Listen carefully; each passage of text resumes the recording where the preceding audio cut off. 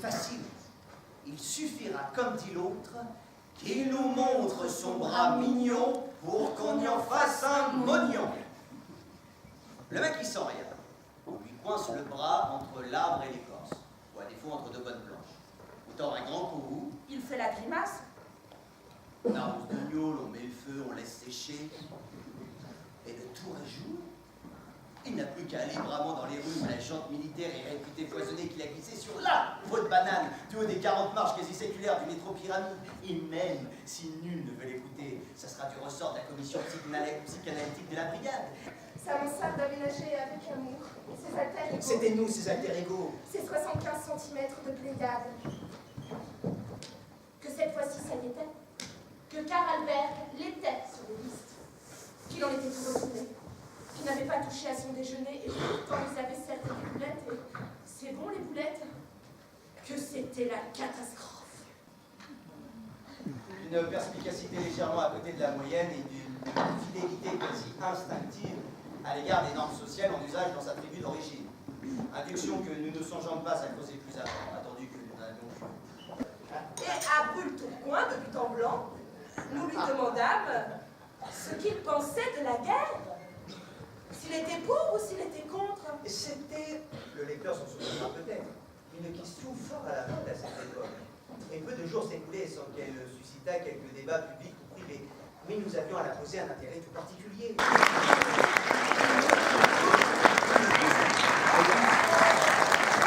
Quand même cette idée que tout ça, c'est Pérec, il est en train de fabriquer une vie avec des codes, des règles et tout, parce que sa propre vie, elle a été complètement détruite. Et c'est ça que je trouve extraordinaire. Voilà.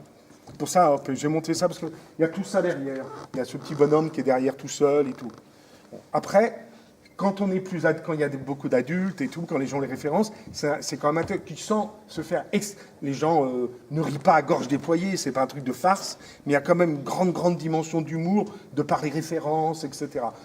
Je pense qu'à votre âge, ça va être un peu compliqué. Voilà. Si vous avez l'occasion de reprendre le bouquin, d'abord, parce que si vous le relisez, il y a plein de choses derrière, parce que même en écoutant le texte, vous en écoutez un cinquième, alors qu'en le relisant, on voit d'autres choses derrière. C'est un texte extrêmement, très riche par le jeu des écritures.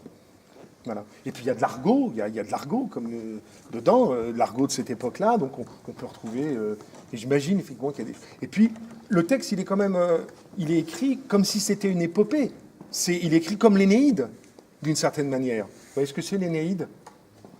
Ok. Bon. Et donc il y a plein de rapports. Quand il dit par exemple, je sais plus comment on dit, l'attente au doigt crochu ou des choses comme ça. Tout ça, c'est très référencé à cette écriture-là. Voilà. Il y a beaucoup, c'est vraiment une écriture d'esthète, mais d'esthète amusée, qui s'amuse de tout. Et je suis arrivé à Paris, et c'était à l'époque où tous les intellos, ils parlaient, c'était les nouveaux romans, enfin, on arrivait à la fin, et moi, je lisais ça, et ça me tombait des mains, je bitais à rien, je trouvais que c'était intello, je m'emmerdais, et tout d'un coup, il arrive un auteur qui est un auteur contemporain et qui dit moi j'aime beaucoup Gaston Leroux. Gaston Leroux, c'est des polars. Et cet auteur, c'est Pérec. Et je lis un premier bouquin de lui qui me passionne. Et je trouve ça drôle, ces jeux d'écriture. Et d'une certaine manière, Pérec, c'est celui qui m'a amené à l'écriture contemporaine. Et Lumière et moi, on a écrit des histoires.